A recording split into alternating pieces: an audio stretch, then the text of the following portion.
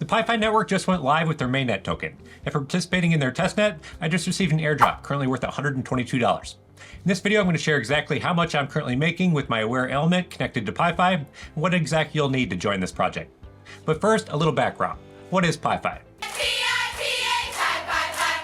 No, not that type of PiPhi. PiPhi Network is a distributed platform for smart home and environmental data. By connecting your air quality sensor or smart plug to their network and sharing that sensor's data, you're rewarded in their native PiPhi token. This is still a tiny project with currently only 376 sensors connected globally.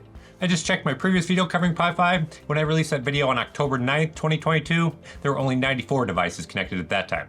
So pretty slow growth so far, but profits have a way of piquing people's interest sometimes.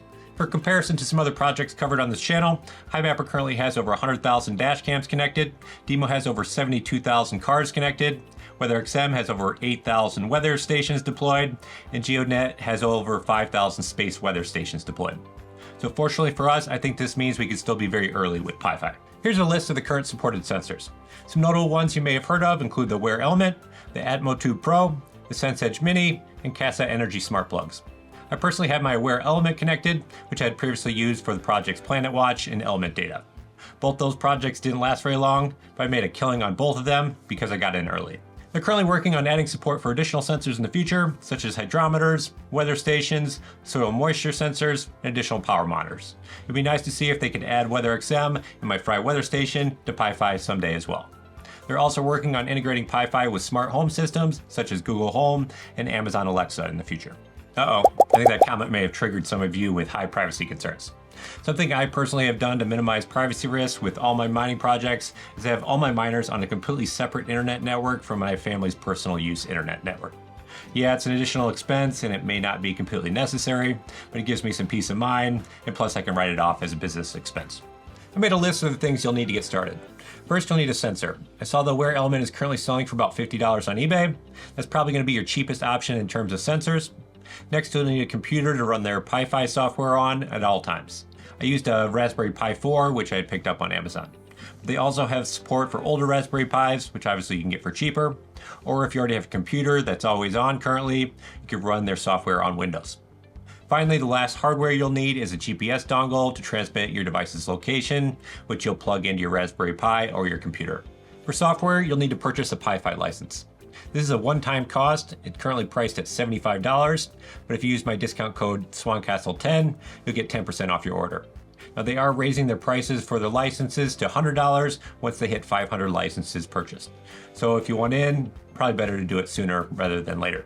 And thanks in advance if you use my code, as it does help to financially support this channel. I checked the electric output on the Aware Element and the Raspberry Pi. They clocked in at 2 watts for the Aware Element and 4 watts for the Raspberry Pi, which translates to about 2 cents in electric expense per day at an average 17 cents per kilowatt hour electric rate, which is the average here in the US. So I excluded electric expense from my analysis here. Now, unfortunately, I'm not going to do a setup tutorial for you here today because I don't have another device to set up. They do have setup instructions on their website and detailed guides and support on their Discord, which I'll link down in the description below. I remember when I set mine up 18 months ago, I was up and running in about half an hour, and I haven't had to mess with it once in the entire time it's been running. So it's nice to see that out of a project like this. That's not always the case when installing and maintaining cryptocurrency miners. Next, let's talk about the PiPhi Network token. It's got the ticker PiPhiN, and it just began trading on Friday, March 29th.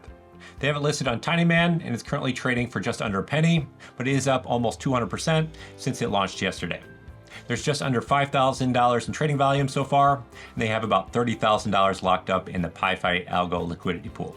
For those of you who aren't familiar with how these liquidity pools work, basically you lock up your PiPhi or Algorand tokens in order to provide liquidity for traders of the token, and for doing so you earn a yield. We don't have a good indication of what that yield will be on providing liquidity so far, given the low trading volume, but I may stake some tokens soon if we get a decent yield and to help support the project. The PiPhi token is traded on the Algorand network and has a total token supply of 314 million tokens, of which 66.8 million of those tokens have been distributed so far across 215 holders. So if we take the circulating supply times the current token price, we get a current market cap of just under $600,000. So a very small project compared to some of the others we review on this channel. Of According to their light paper, 70% of the tokens are allocated to mining rewards, 15% to the PiPhi team, and 15% for investors, development, and trading liquidity pools. These seem like pretty favorable tokenomics compared to a lot of the other projects I've reviewed on this channel. But their light paper does lack a lot of info still regarding such things as vesting and distribution schedules, so hopefully that they add that info in the future. In testnet, my awairelement was earning 0.26166 PiPhi tokens per hour, so take that times 24, and that's about 6.3 PiPhi tokens per day, which equals 2 pi. Multiply that by the current price per token of 0.008801 cents per token, we get earnings per day of just 6 cents. Now, it's my understanding the PiPhi team may be making adjustments to reward amounts after go live, so for updates on profitability, watch my month-end earnings analysis review video, which I release on the 1st of every month.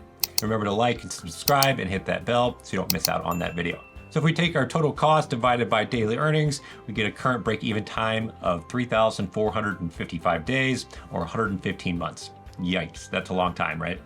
Now, a couple things to point out on the break-even.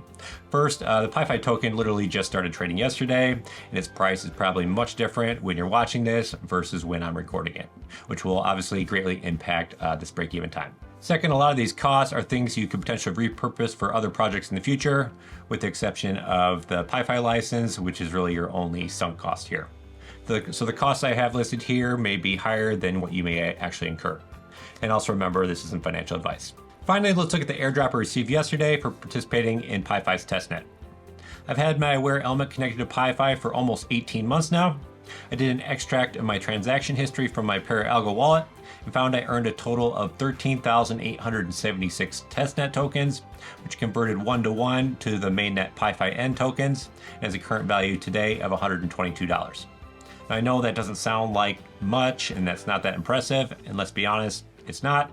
But a lot of times my strategy with airdrops like this is to just hold them and wait for the project to continue to build and grow. That's what I did with my DIMO airdrop.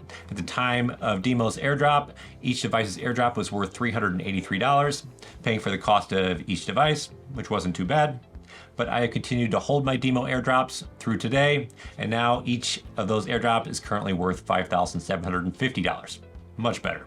Now, I'm not making this point to brag, but what I've found is a lot of people had very little interest in getting into projects like DIMO, HiveMapper, and GeoNet when I originally covered them on this channel, and they were just in testnet or they're just making only a few dollars per week. But now that each has made thousands and thousands of dollars, people say, oh, I just got lucky, or they're just bitter and call the project a scam without any actual evidence to support that claim. So once again, it pays to be early. So next, let's talk about selling some PiPhi tokens.